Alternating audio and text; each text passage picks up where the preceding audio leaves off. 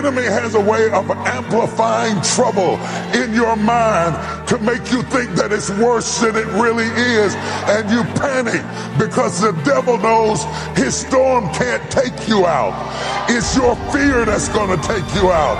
And what God is trying to teach you to do, I'm talking to somebody, I don't know who it is, but God is saying, be steady. All hell is breaking loose. Be steady. Your emotions are all over the place. Be steady. Your enemies are everywhere. Be steady.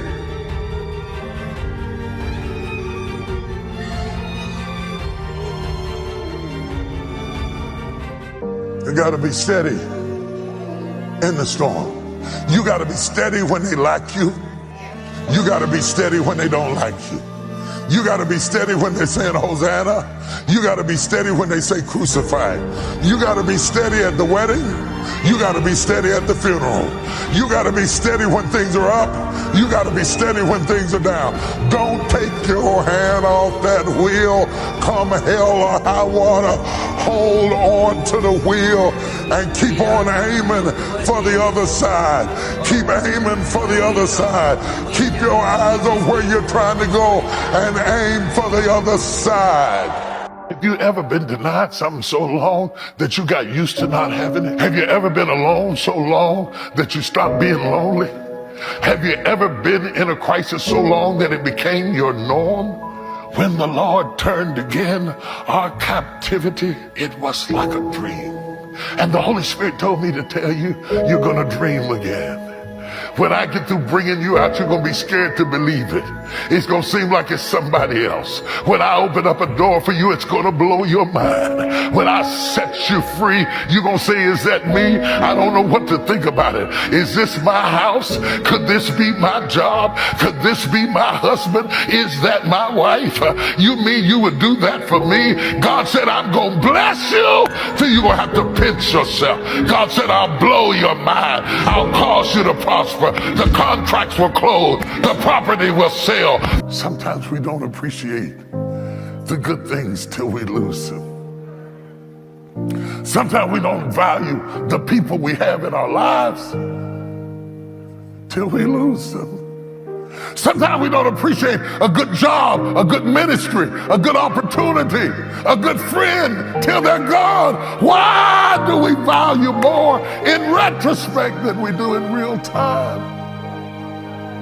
We throw people away so easily. We get rid of them like they're expendable commodities. And sometimes you ought to remember before you make a decision that you may be throwing away somebody today that you need tomorrow. Because he recognizes that the pressure is not meant to break her. The pressure is meant to push her into a posture where she begins to seek God for what she is supposed to do.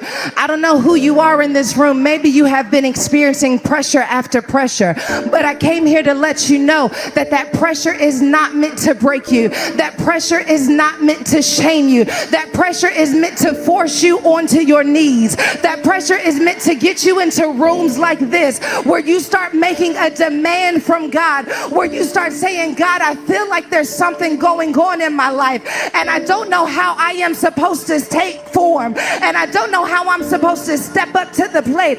But God, because I feel this pressure, I'm going to fast and pray until the vision is clear in front of me. I had women in this room fasting for 40 days. I knew not everyone else was going to do it, but I knew if I got just a few women to fast before they came into this room, that we could do enough heavy lifting for the women who didn't fast, that we could put her in a position too where she got clarity from God about who she is supposed to be in this season. And Esther begins to pray and she begins to fast, but she does not do it on her own. She asks Mordecai to gather my people and have my people start fasting and praying on my behalf. And she says, and I'm going to gather my ladies and we're going to fast and pray as well. And in 3 days, I'll tell you what we're going to do. In 3 days, I'll tell you what God has decided is the next path.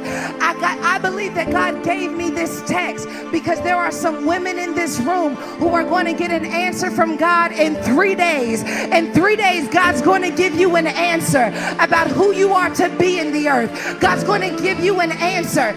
God's going to give you a healing. God's going to give you a breakthrough. God's going to give you deliverance, because she was not just praying for position. Esther was praying for deliverance. God, I don't know who is in this room, but somebody's got the weight of deliverance on their shoulders and they cannot do it on their own. But we serve a God of acceleration. And because we serve a God of acceleration, that same God that allowed the walls of Jericho to come down with the shout, that same God that dried up the blood for that woman in 18 years, she had an issue. In one touch, everything changed. You can't tell me we don't serve a God of acceleration. I no longer pray, God, give me what I think I need, but give me what you know I need. God is the only one who has been in my tomorrow, so he's the only one who knows what I'm gonna need when I get there. And if he knows I need to fight a lion, so I'll be ready for Goliath, I want to fight the lion. I don't want him to prevent the fight, I want him to provide the faith so that I will. Because if I don't fight Goliath, I can't get his sword. And if I don't get his sword, it won't be in storage when I need it. God knows what I need. Stop chasing people who are leaving. Stop chasing people who don't get it. Stop chasing, trying to get back in your life. People that God is trying to take out of your life, let them go. This is a time in your life that you can no longer continue to grieve about who walked away, who abandoned you, who forsook you, who left you, who walked away. You've got to stand up and recognize that God doesn't need anything that you lost to bless you. God will always use what you've got left. Let them go. I got offended the other day because I saw God blessing somebody that he wasn't supposed to bless. Did you ever watch God just do something awesome for the wrong person? He didn't consult you. Sometimes you are mad about something that you saw 10 minutes ago on your phone because you were in everybody else's life but your own, trying to figure out, am I better than them? Are they better than me? And so what happened while I was scrolling, I saw them on vacation and I know they're in debt. So I caught a thought of judgment. Why should they be on vacation when I know they're in debt? And now I feel sick 10 minutes later because of the thought that I caught while I scrolled through somebody else's situation that has nothing to do with my responsibility. You become a victim of your own judgment. When you judge others that way, you judge you that way. So when you catch a thought of judging others, don't be surprised when the judgment comes upon you. Word is for anyone who you've had so much on you. And I'm talking about shame, I'm talking about regret, I'm talking about pressure, I'm talking about the things that make you anxious, questions. That you've forgotten what's in you. There's kings in you. There's crowns in you. There is healing in you. There are things that God desires to release through your life that will change the generations that will share your last name.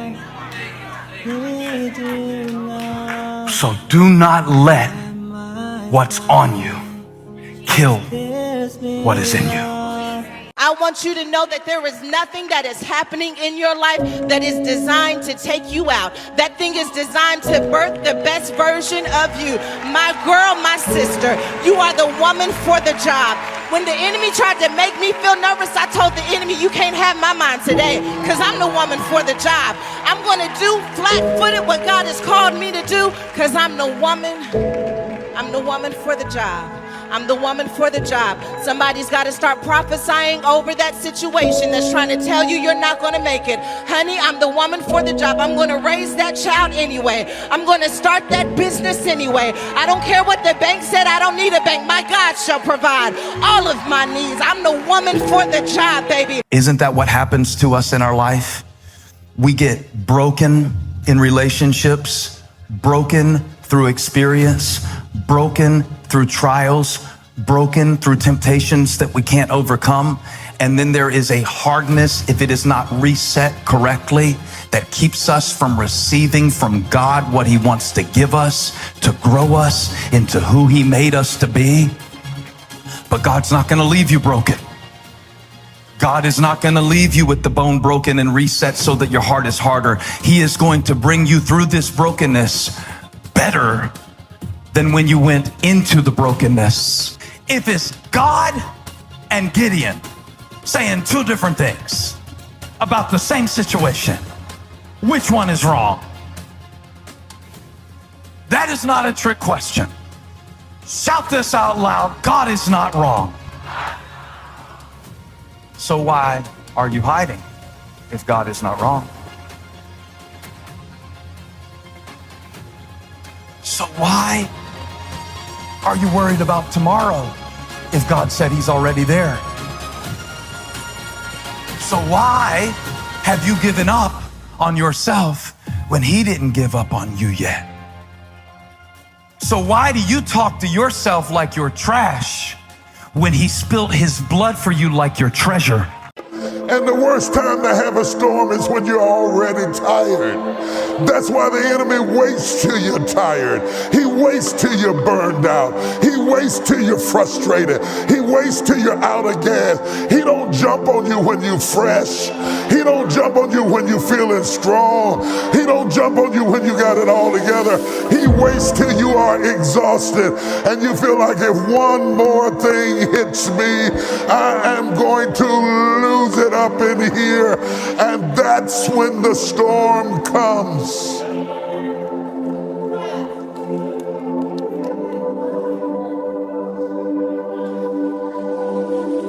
Over and over and over and over and over and over and over, from Old Testament to New Testament, there's one consistent phrase you see over and over again. And it came to pass. And it came to pass. And it came to pass. After many days, Jesus was in Gennesaret, and it came to pass that Ezekiel found himself in a valley, and it came to pass. And what you don't realize is that phrase is not just a lead-in to the story. Every storm that ever hit the planet came. Reject me? I'm gonna send you a sympathy card because you lost. You lost. You gonna search all over the world, you're not gonna find another me. I'm in a class. I'm talking about your mantra, your creed, your dogma, what you live by, what you don't let nobody take from you ever. You'll fight back. I rebuke every giving up spirit. I rebuke every quitting spirit. I rebuke every spirit of depression. I rebuke every spirit of depression. I rebuke every spirit of forlornment. I rebuke every spirit of frustration. The devil is a lie. He's trying to talk you out of your future, talk you out of your dream, and talk you out of your destiny, and tell you you cannot do what God called you to do. I call you out of other people's expectations. I break you loose from trying to please everybody but yourself and your God. I speak to you right now in the name of Jesus. So open my mind, God. Yeah.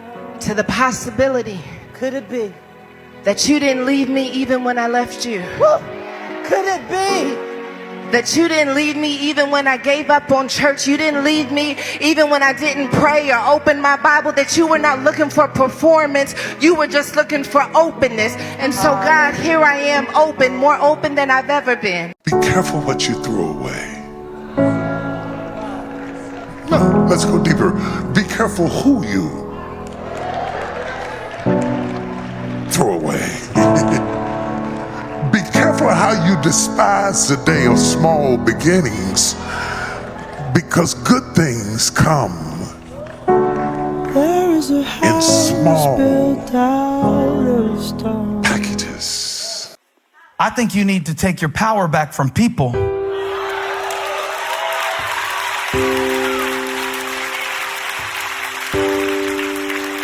Yeah. And bring that thing to Jesus. Because the power is not with them. The power is not with them. I'm not saying God can't use people. I just told you to join an e-group. But what I am saying is that there have been times in your life where you have thought that people needed to give you permission. People needed to cheer you on. People needed to understand you. Do you know what I would say in this pulpit if I needed every person to vote before I said it? The sermon would be so short, we wouldn't even need to come. So there has to come a point in your life where you decide that I'm not going to spend another minute trying to convince people of what I need to believe Jesus for. Do you have any regrets? No, don't have time to regret. We move on because we are acceptable for what we are, not what we think we should be. I'm accepted in myself by what I am, but not as I think I should be, because that's a lie. I'm a sinner. I'm an old sinner. I've done some bad things. I've done some good things. So, you just forgive yourself and move on. Life is the only classroom, however, where you take the tests first and learn the lessons later. It wasn't until I went through a bankruptcy that I learned how to budget. It wasn't until I went through a toxic relationship that I learned what a healthy relationship was. Sometimes God will pack your bag to go somewhere and you don't even know where it is.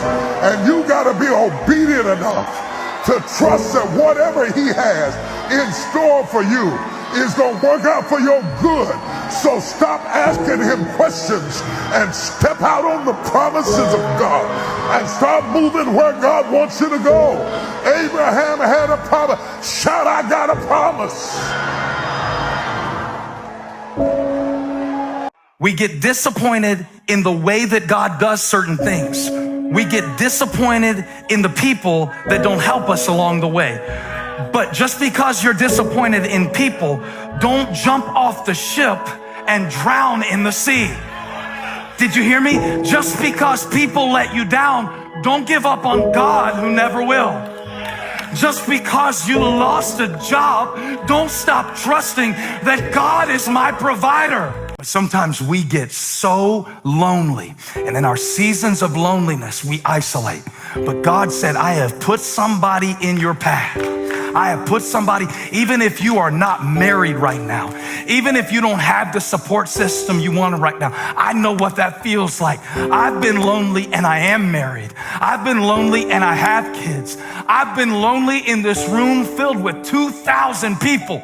And they were shouting, and on the inside I was crying, and on the outside I was smiling, but on the inside I was crying, and nobody knew what I was carrying, and nobody knew what had just happened 30 minutes ago backstage, and nobody knew the hate that I was dealing with from critics. But I had to smile and show love. And see, in these moments of isolation, you might feel like the only one, but God has somebody for you. God, even if it's just this moment, what if God sent this message today? You've been on the brink of suicide. You've been on the brink of giving up, and God prompted my heart to come in this room and put Holly and Todd and Doug and all them, and they're back there, but it's just the two of us right now. And God is trying to bring you back to a place of understanding that before you even asked, he answered. That sometimes you have to lose to win. Oh God, this is so good, I'm gonna get the CD myself. Sometimes you have to lose to win. When the win is big enough, a lose always precedes it. Don't let the lose fool you. It's a tactical maneuver to bring you to an expected end. I'm not the woman you used to know. I'm a woman who knows how to rise, and I've been denying it for long enough. But it's time for me to start walking in the fullness of who God has called me to be. It's time for me to start walking in the fullness of my calling and my destiny. Some of you are going to have to go back to your homes and reintroduce yourself. Allow me to introduce myself. My name is the anointed and appointed vessel of God. Allow me to reintroduce myself. I've been changed and transformed and set free. Speak without being offensive. Listen without being defensive. And always leave your opponent with their dignity. I want you to focus on me right now. I want you to focus on me right now. There have been a lot of setbacks. There has been a lot of betrayals. There have been lies told. There has been pain inflicted. There's been times you've been handcuffed. There's been times you've been tried. There's been times you've been in situations where you were locked up and you couldn't get out. In spite of all of that, what God spoke to you shall surely come to pass. You weren't ready for it when you saw it. You weren't ready for it when you saw it. You had to go through more things to grow into it. But you're coming into a season now. The things you saw a long time ago are going to come to pass. And it's going to be the kind of joy that brings you to tears. When God gives you your next opportunity, move. I won't lie to you, it's going to cost you everything. You're going to hurt in places you didn't know you could hurt. And you're going to have 1,000 chances to give up, but don't do it. Keep on moving. Do you know who my God is? Do you know that I went through hell and came out on the other side with worship? Do you know that the enemy already took its best shot at me? And I'm still here, still breathing, still ready to go to war, still ready to declare the works of the Lord. I still believe in miracles, signs, and wonders. I still believe he's a chain breaker. I still believe that he can heal the sick. I still believe that every knee shall bow and every tongue shall confess. You want to talk about COVID? I want to talk about the name that is above all names. It's bigger than depression. It's bigger than suicide. Do you know who my God is? Whatever you want to do, believe it, believe it, believe it, even if you don't believe. Play the game of belief. Act as if you believe. That is power. That is sheer power. And it will happen. Believe you me. An old fool like me. It's worked in my life, it will work in yours. So never give up. Believe, believe, believe. I believe we have to pay the price for our actions. And if I'm cruel or disrespectful to someone, I'm going to pay the price for it. So I've learned over the years, slowly, and I'm a sinner like everyone else, I've learned over the years to respect people, to be kind. Never realizing that those that God is going to anoint the most, he always crushes the most severely. When we were talking about the arrows a moment ago, and we were talking about striking the ground, and we were talking about the bow and arrow, you must realize the further the arrow is going to be shot, the more it must be pulled back. And I wrote crushing in part because I have never met anybody who did exceptional things in their life who had not at some point endured exceptional crushing. It is the force to which you have been pulled back that determines the height that you will fly. Stress will take the taste out of food, the rest out of your bed. Stress will rearrange your emotions until you're so numb, you don't feel hate, you don't feel love, you don't feel joy, you don't feel nothing. Stress shuts your system down. Stress upsets your digestive tract. Stress will make you throw up and other stuff. Stress. So trying to manage disruption, which by the way you were not called to do. You were called to survive disruption, not to control it. Sometimes we don't appreciate the good things till we lose them. Sometimes we don't value the people we have in our lives till we lose them. Sometimes we don't appreciate a good job, a good ministry, a good opportunity, a good friend till they're gone. Why do we value more in retrospect than we do in real time? We throw people away so easily. We get rid of them like they're expendable commodities. Sometimes you ought to remember before you make a decision that you may be throwing away somebody today that you need tomorrow. Whenever God, please get this if you don't get anything else. Whenever God has a great purpose in your life, He will put a great problem in front of it. While you're writing that down, write this down. Find your giant. When you find your giant, you'll find your kingdom. There wouldn't have been a Goliath in David's life. Goliath was the greatest thing that could have ever happened to David. David would still be taking care of sheep if it wasn't for Goliath. Goliath is the gateway to the next dimension. I'm okay because I never told you I was perfect. I never put down nobody. I got my own flaws and my own fault, but I didn't do that.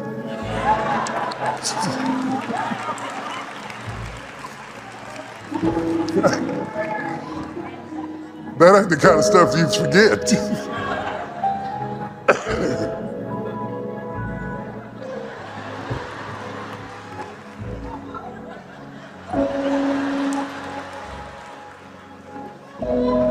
Come here. I'll give you time.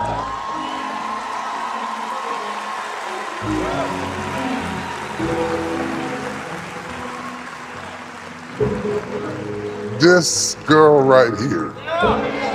I want to talk to every woman who feels all by yourself. Who feels like everybody has forsaken you and everything you love leaves. I want to talk to every woman online who feels like everything you love leaves or dies or walks away and you don't know what to do. You do what Mary did. She still stood.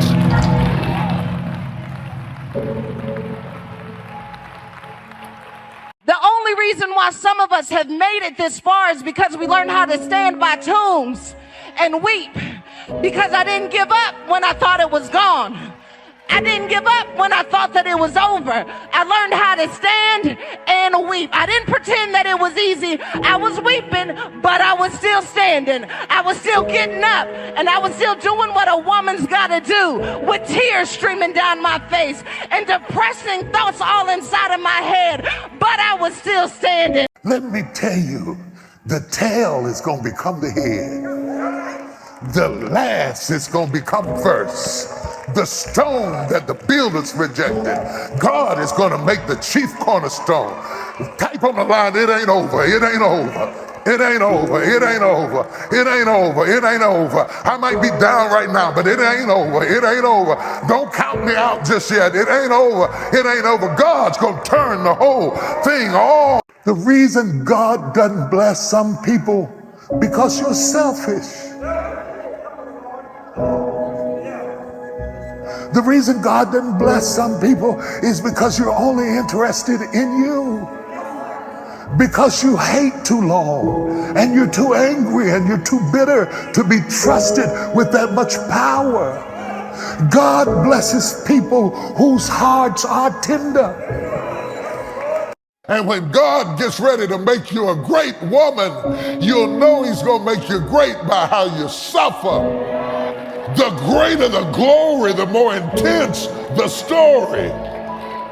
Because you can't get this all out of a book. You have to rock with it and roll with it and groan with it and weep with it and cry with it and crawl with it and stumble around. I don't know who I'm preaching to. You may be in it, but you are not that. Don't let the devil convince you just because of a temporary circumstance that you forget who you really are. You might be in a storm right now. You might be suffering right now. You might be broke right now, but don't believe it. The hardest place to flourish is in the place where you grew up. Oh, you ain't gotta say nothing. The people you grew up with know too much. They remember too much. They've seen too much. And they start saying things like, I knew you when, I knew you where, I knew you how. And they can't know you now because they're still stuck on when. But there comes a point where you decide that these scars can work against me or they can work for me. And I have decided that my scars are seed. I'm going to put them in the ground. I'm going to allow the word of God to water them. And I'm going to allow my children to eat from the fruit of the scars that should have took me out of here. Baby, the scars taught me. It wasn't the degree. It wasn't the relationships. I'm not anointed because of who my father is. I'm not anointed because of what I went through. I'm anointed because the suffering made a demand on what God placed on the inside of me. I don't know who you are, but you're going through a suffering season. And I just want you to know from a few of us that there is power on the other side of suffering, that there is breakthrough on the other side of suffering, that there's vision on the other side of suffering. I know your heart is broken, baby girl, but let someone's life be a testimony. Suffering is not the end. If you let it, suffering will be the beginning. Suffering can be the beginning. This pain in your chest, this disappointment, this fear, this anxiety, this suffering, it's not the end of you. It is the beginning. Stop thinking that God left you just because your season changed. He may have changed your season to sustain your fruitfulness. Though your leaves turn brown, it doesn't mean that God is dead. When God gives you your next opportunity, move. I won't lie to you, it's gonna cost you everything. You're gonna hurt in places you didn't know you could hurt, and you have 1,000 chances to give up, but don't do it. Keep on moving. Sometimes I'll be praying like, God, I just want to feel like I got this. But God told me, if you ever got this, you won't need me.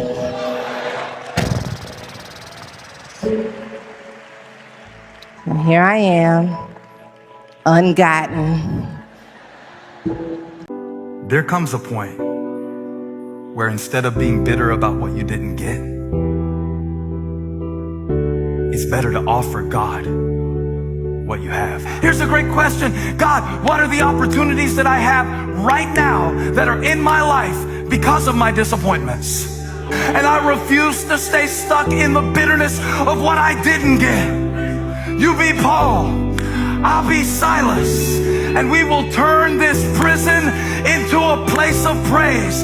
We will turn this, I'm telling you, if two of you will touch and agree concerning anything in His name, He will do it. So you might be saying, I'm all alone right now. No, you're not. There's no stipulation on geography in Matthew 18:20. He said if two of you will touch and agree. So even if you're watching this by yourself, and even if you just signed divorce papers last week, or even if your kid just told you they hate your guts, or even if the third person just told you, no, we do not have the position available, or even if you're dealing with the addiction that makes you feel like a fraud when you smile at people, but there's chains on the inside, God came to tell you, you are not alone. Know what you keep saying?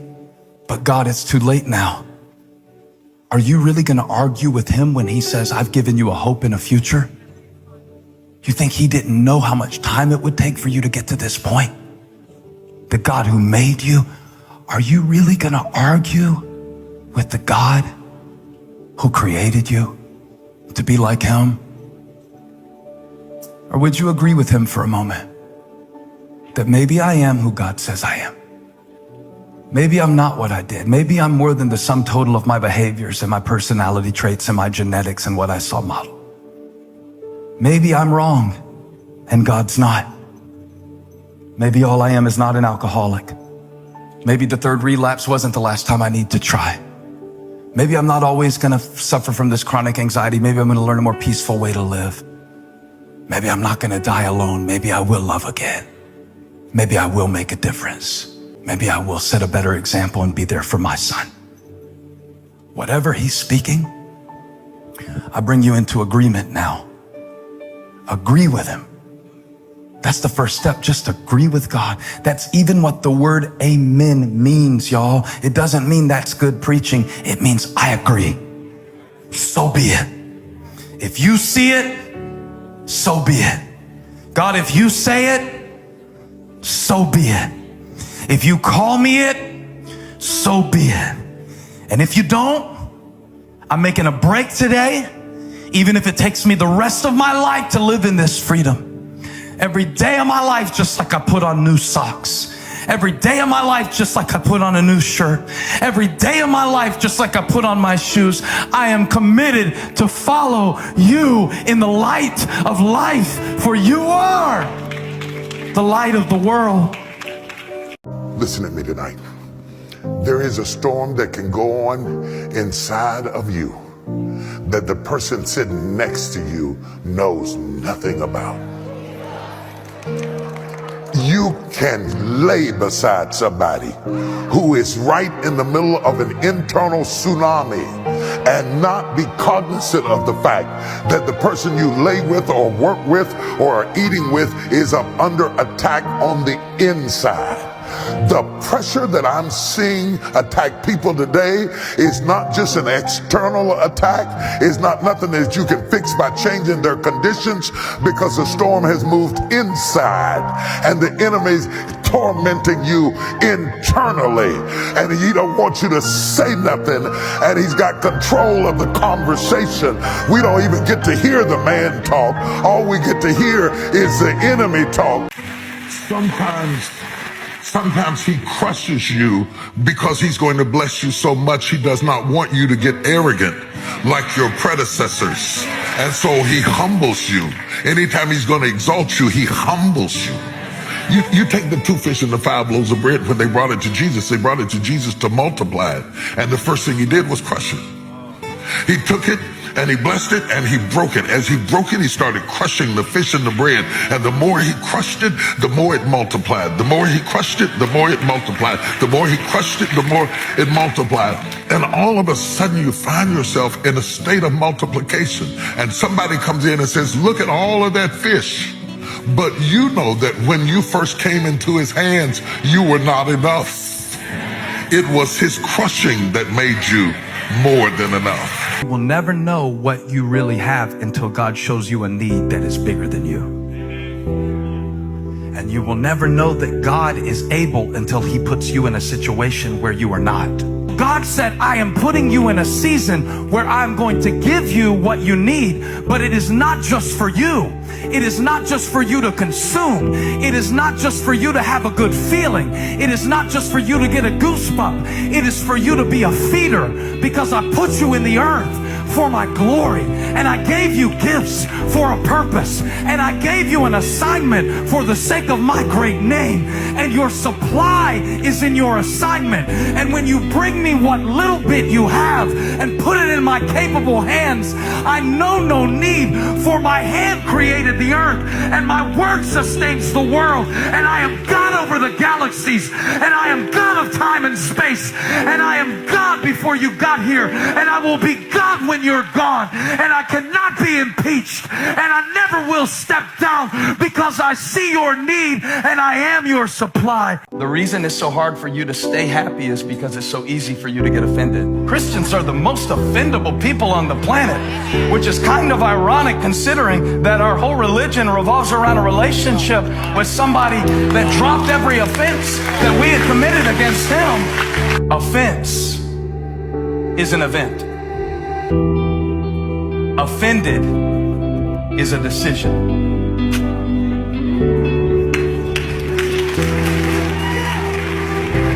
Again, offense is an event. They hurt me. Offense is an event. We need to work through this.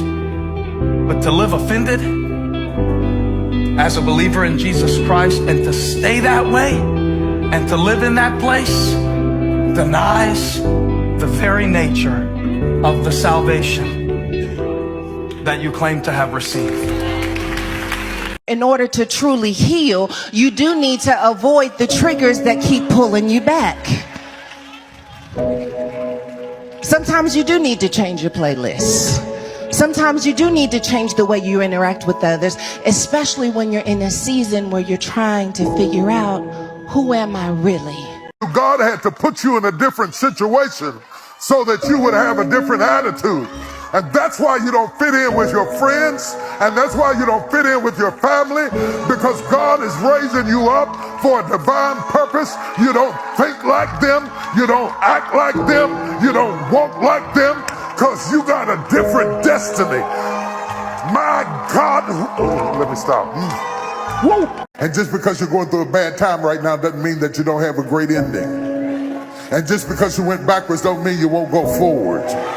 And just because you're in a down-setting moment doesn't mean you're not about to stand up on your feet like you never stood in your life before. I'm talking to somebody and I don't know who it is. And if you're watching online and you know somebody who needs to hear this, text them right quick and tell them to log on right now, because God has given me a message that they cannot afford to miss. The worst thing in the world is to be yoked to somebody who doesn't know who they are. Because how can I please you when you don't know who you are? How can I satisfy you when you don't know what you want? How can I be there for you when I don't know which you I'm there for? Sometimes you got to fight for what you got left. Rather than to just grieve over what is gone, you got to fight for what you got left. Because if the enemy gets you grieving over what's gone, he'll steal what you got left. Oh, y'all don't hear what I'm saying? Y'all don't hear what I'm saying? That's a big deal right there. That's a big deal.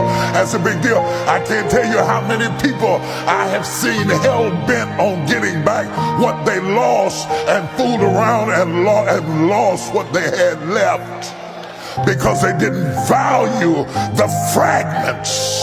See, this one thing you can know about every battle in your life: it won't last forever. This is what you can know about every blessing in your life: it won't last forever. So if you're in a blessing right now, enjoy it, because there will be another battle. If you're in a battle right now, endure it, because there will be another blessing. With God, there's always a way. Now finish this, because this is the best part of it.